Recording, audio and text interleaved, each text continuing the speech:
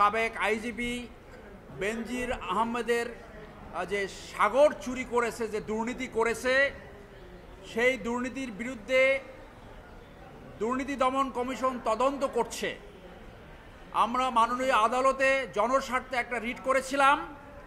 সেই রিটের উপরে 23 এপ্রিল 2024 তারিখে একটি আদেশ হয়েছিল 2 মাস পরে একটা অগ্রগতি রিপোর্ট সাবমিট করার জন্য।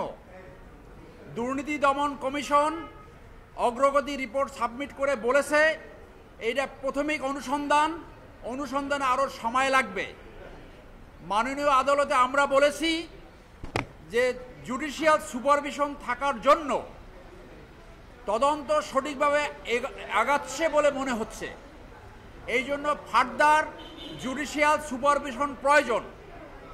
মাননীয় আদালত সন্তুষ্টি প্রকাশ করে কমপ্লায়েন্স রিপোর্টটা তাদের রেকর্ডে রাখতে বলেছেন।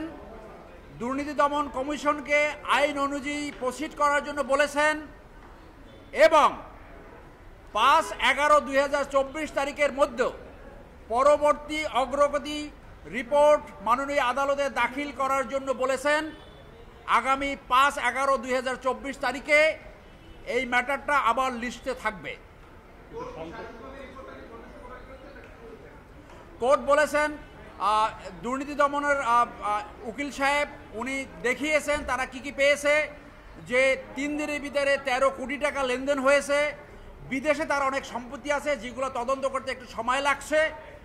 কোর্ট অ্যাপারেন্টলি সন্তুষ্ট প্রকাশ করেছে, ঠিক আছে দুর্নীতি দমন কমিশন তাদের আইন অনুযায়ী প্রসিড করুক এবং পরবর্তী ডেভেলপমেন্ট তারা তদন্ত শেষ করতে পারলো কিনা, মামলা হলো কিনা, এই সমস্ত ব্যাপার নিয়ে 5ই নভেম্বর 2024 তারিখে পুনরায় এটা কোর্টের লিস্টে থাকবে, তালিকায় থাকবে।